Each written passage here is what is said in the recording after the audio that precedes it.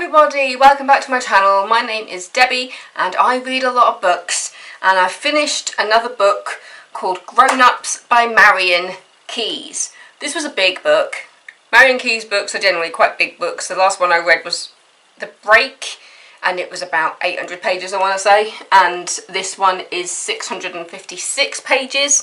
That's the ebook number of pages, so yeah, I'd probably put it more around 640 pages-ish, just based on the pages at the beginning of the book and the pages once the end is written down, even though this book doesn't actually say the end at the end.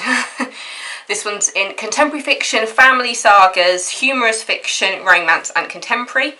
Definitely agree with the family saga. I mean, the fact that the book starts with a family tree and it gives you everything you need to know. And having read the book, the family tree is still confusing to me. I'll read you the blurb. They're a glamorous family, the Keyeses. John Casey, his two brothers Ed and Liam, their beautifully talented wives and all their kids spend a lot of time together. Birthday parties, anniversary celebrations, weekends away, and they're a happy family. Johnny's wife Jessie, who has the most money, insists on it. Under the surface though, conditions are murkier. While some people clash, other people like each other far too much. Everything stays under control until Ed's wife Cara gets a concussion and can't keep her thoughts to herself. One careless remark at Johnny's birthday party with the entire family present starts Cara spilling out all of their secrets. In the subsequent unravelling, every one of the adults find themselves wondering if it's time, finally, to grow up. Yeah, this was a funny book. Certain parts of it were very difficult. I will say, I feel like I need a big neon sign saying alert, alert, trigger warning. There is a very, very prominent eating disorder storyline in this book, and it involves Ed and Cara. I will talk about it in this book. It's kind of hard to avoid, but if eating disorders are a trigger for you, don't go any further. I can't promise I won't be talking about it at certain points in the video, so just for your own sanity, I'd recommend not watching this video and maybe do your own research into figuring out what you can handle. But yeah, it's a very, very prominent storyline is Cara's bulimia. So click off if you can't handle that, because I really don't want to be responsible for anybody having any reaction to this video that's unwanted. So yeah, Grown Ups. Marian Keyes. Marian Keyes. Grown Ups. You get a slight reflection of the ring light. The fact that it's painted as hilarious and magical, I'm not sure I agree with those ones, but the warm-hearted and entertaining from the observer I do agree with. The Casey brothers, my goodness. Liam, I didn't like.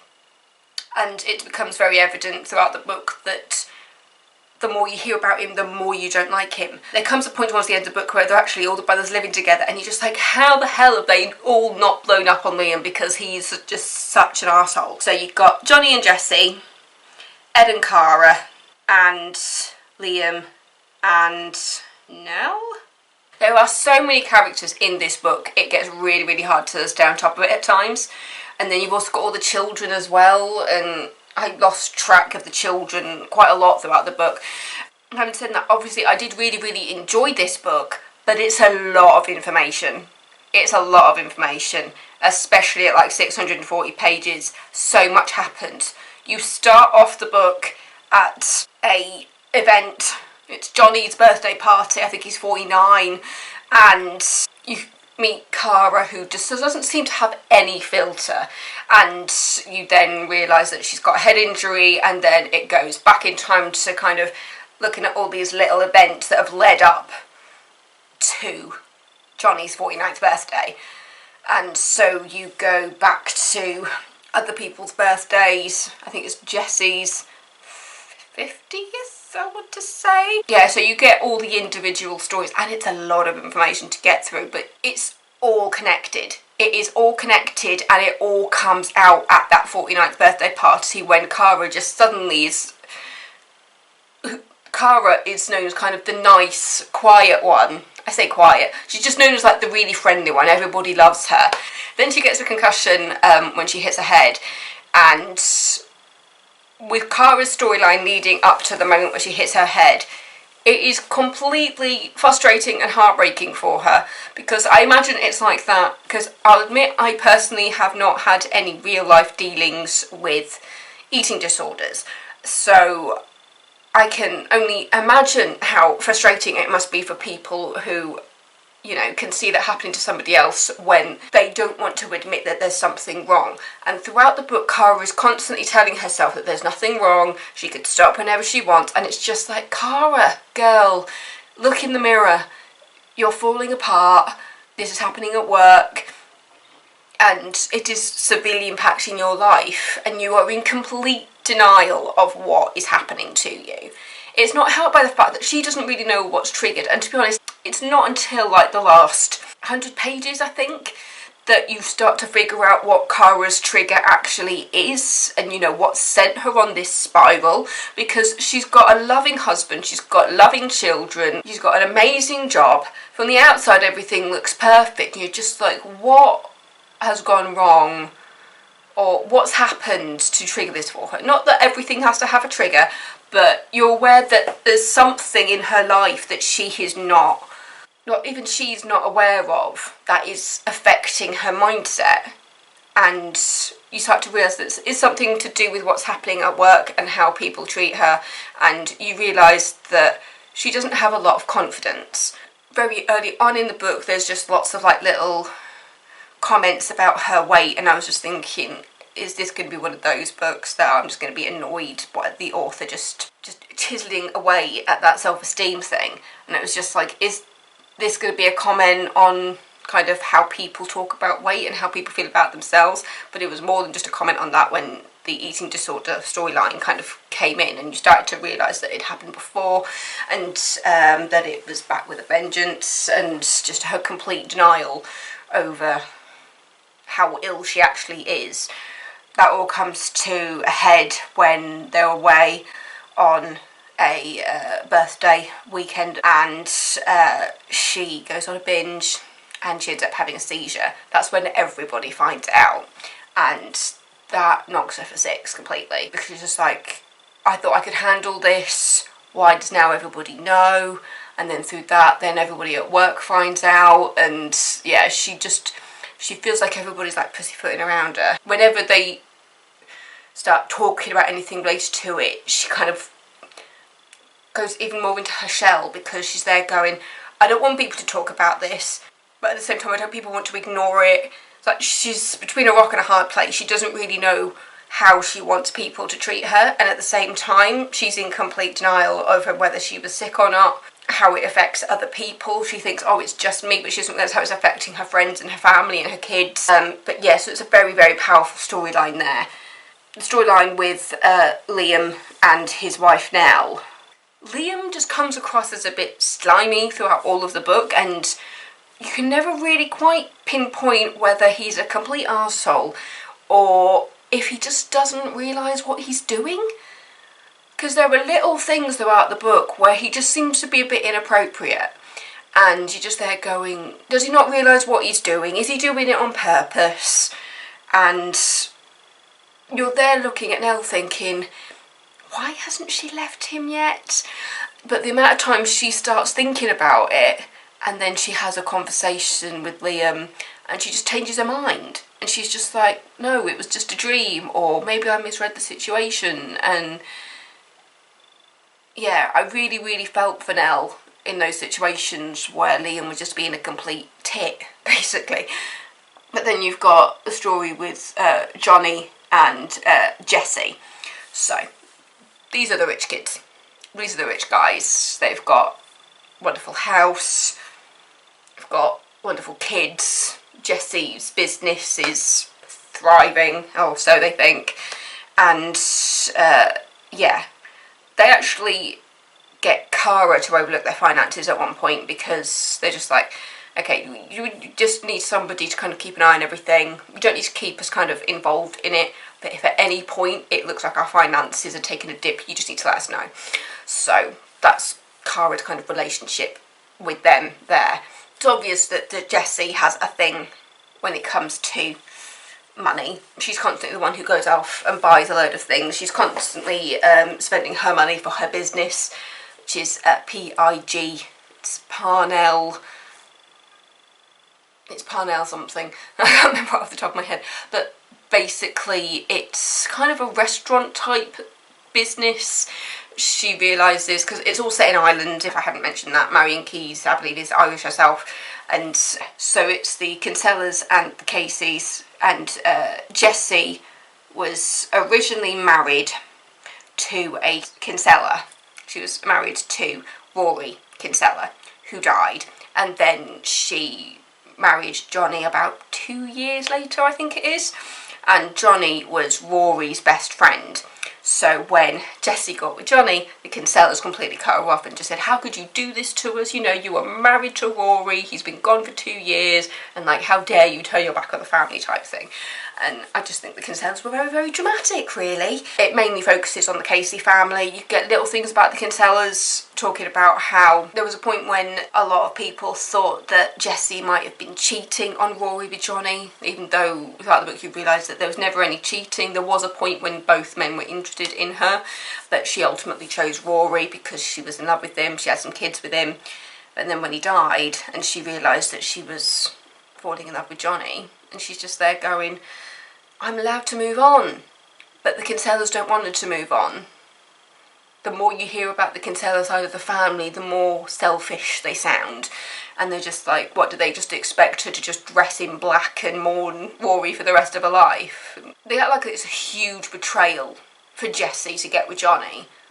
And it's just like, what, because Johnny was Rory's best friend? Is that really betrayal? You know, it's obvious that Johnny and Rory had quite a lot of things in common because, you know, they were best friends. Johnny was best man at Jessie and Rory's wedding. Reading it, it doesn't seem that unusual for Jessie to fall in love with Johnny after everything. There's a point in the book where Jessie does say that when she sat down with Rory's parents to let them know that she was with Johnny and that she was going to have a baby with Johnny, that she said, you know, I think I was meant to be with both of them. And they took that as a huge offence. And I think when you have that idea of like fate and things, it was just like, maybe she was supposed to be with both of them. Maybe Rory was for a certain time of her life, and nobody's supposed to go into mourning for the rest of their life after somebody passes away. It's incredibly difficult, you know. I've been through grief, and you know, a lot of people passed away in what we call the shit year in my family, 2015. We lost a lot of people that year, and to the point where I felt like I wasn't grieving properly. I ended up in counselling, and I got out the other side of it. You know, I realised life does go on, even though they're not here anymore, and if you're stuck just grieving one person, you're not moving on, and that's when you really aren't grieving properly, because you're just falling down a well of nothingness. Well, that got dark and deep quite quickly, didn't it? But yeah, it's just, it does have its funny moments. There were quite a few bits where I did actually find myself almost laughing out loud. But yeah, it's just a really great book. I must admit, the storyline that I think I was probably most invested in was probably Cara's, with her eating disorder, just because I don't think it's very often that you see that side of it. Admittedly, I haven't read that many books that look at eating disorders, especially not bulimia. If you do see something about an eating disorder in a book, it's in the opposite direction. And so seeing it from a bulimia point of view, and it also tackles that head on, and Cara's kind of in recovery, and she goes out with friends who just say, oh, but how are you bulimic? You're not thin. And you're just like, oh, for God's sake. She needs to cut these people out of her life because they're talking out their asses. But yeah, that whole thing with Cara's eating disorder and how she looks at her own life and all of that. It's a hard read, her storyline. And there were points I felt really, really frustrated for her and for her therapist. There's a point when she says, I don't need my therapist anymore. I'm just going to kind of slowly kind of start cancelling appointments, and to the point when I'm just not going to make another one. And she doesn't talk to her husband about it. Obviously she's not talking to anybody about it at that point. She's just there going, I'm just going to kind of just keep cancelling and then eventually just not make any more appointments. And that was the point when I was just thinking, oh no, something's going to happen. It's like I could see it coming. I just thought at some point she's going to fall off the wagon again, and it's going to be catastrophic when it does.